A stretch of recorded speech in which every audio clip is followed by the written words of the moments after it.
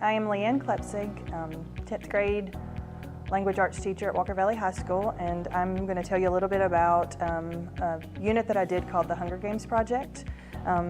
This unit was planned using Springboard's Unit 2 argumentation unit for 10th grade. I planned this unit in collaboration with a project-based learning training that I'd gone to. I knew that I wanted to have an end product where the students actually worked on a problem for the community and had a solution. And so this worked well with, and thinking of and planning with Springboard, this worked well with the Anna Quinlan's article, Schools Out for Summer. And so just in thinking through this unit and how I wanted to go about it, I knew that I wanted the students to research and understand the problem of child hunger in our community. And so some of the video that you're going to see is actually the students presenting their projects after they did research on hunger, and hunger especially in our community. They did projects and presented these projects to local community members. The students worked in groups to do this.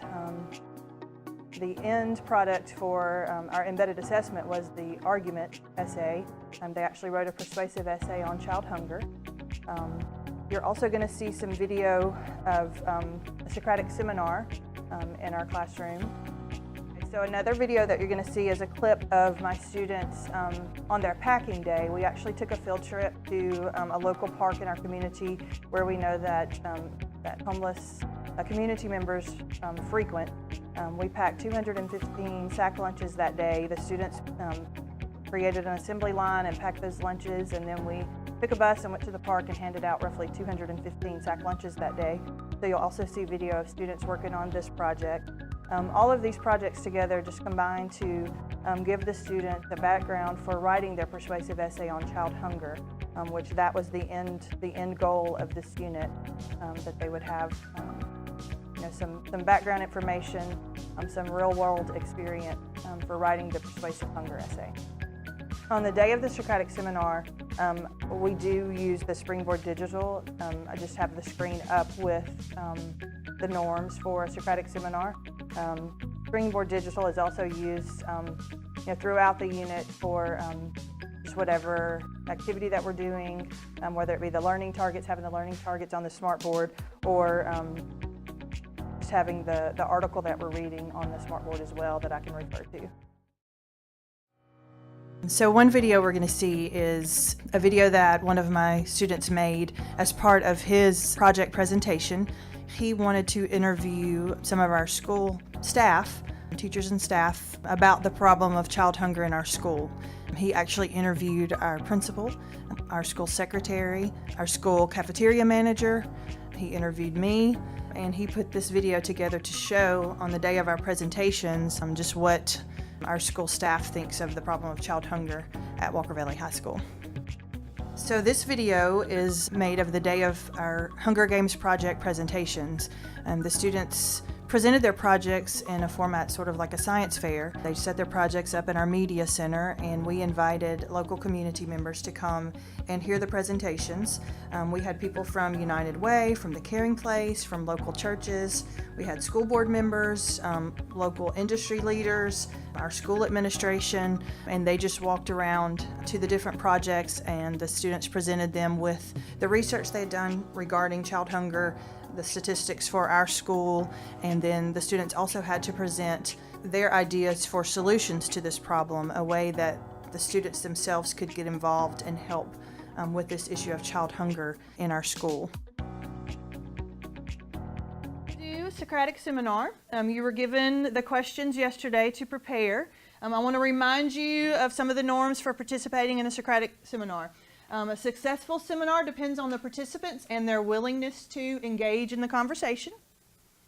The following are things to keep in mind as you participate, okay? Talk to the participants, not to me. Do not try to talk to me, okay?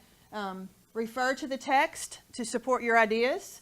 And if you want to challenge someone else's ideas, you need to refer to the text for that as well. Paraphrase what other students are saying to make sure that you understand their points before you challenge their opinions and their evidence, okay? Just a couple of things. I want you to be prepared, be polite, be thoughtful, be inquisitive. Remember too, you're going to have 15 minutes. Group 1, you're going to do questions 1 through 4. You're going to have about 15 minutes. I'm going to time you. Then we'll switch out, put a new group in. Group 2 will go into the circle. Outer circle. Your job is to stay quiet and listen. You're taking notes on your paper while they are talking, okay? You're answering you're answering their questions as they talk. You're writing down notes for that. And then when we switch, remember, inner circle, when you switch out, you're going to be taking notes as well, okay?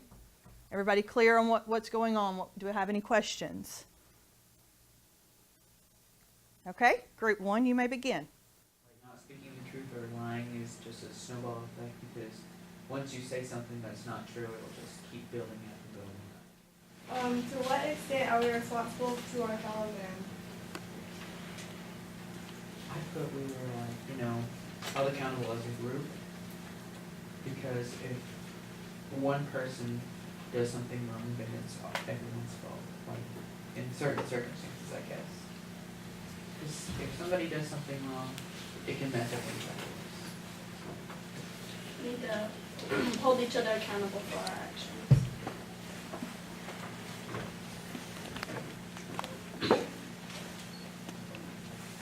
Holly, would you read the next question? Do you agree or disagree? Why or why not?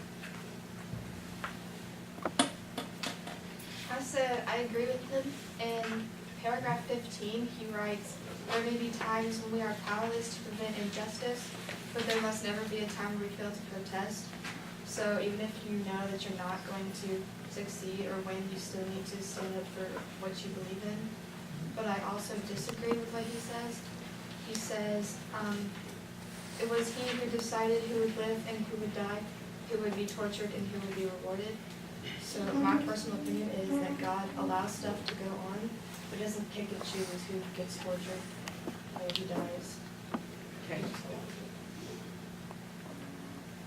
Do you have anything to say, Holly? I just said that I agree that our only safeguard against repeating past mistakes is remembering and teaching about the past. Does anybody else have anything they want to say? All right. Chandler, you have a question? Explain why his beliefs that memory is supposed to get him back. Okay. What did you put for that one? Well, one of the good things is, they are, even if they are bad memories, they still make up like a part of us. So like they influence like our lives. Does anybody else have anything to say? Did anybody put any like write their own questions at the bottom that we might want to answer?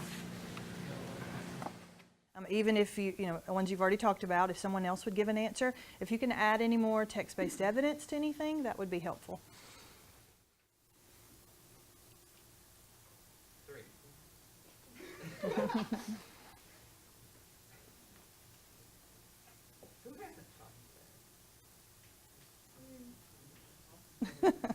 Okay. It's okay if we have a pause. A few moments of silence. Okay, group 2, I'm going to give you a couple of minutes to get your thoughts together. Those of group 1 that just joined the outer circle, I want to remind you, remember, if you're in the outer circle, you're not talking right now. You are listening to the conversation that's going on in the center of the circle, center circle here. You're taking notes down now, though, for the questions that weren't yours to answer. You're listening to their responses and taking notes on their answers, okay? Any questions now before we start with group 2?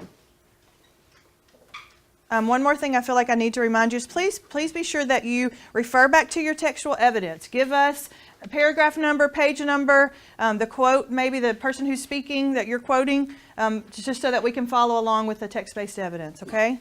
Any questions before we start? All right, group 2, you have 15 minutes. Okay, hello friends and outer circle people. So our questions were 5 through 8, and 5 says, Bazel says that there are many times when we are powerless to prevent injustice, but there must never be a time when we fail to protest. Explain this quote. I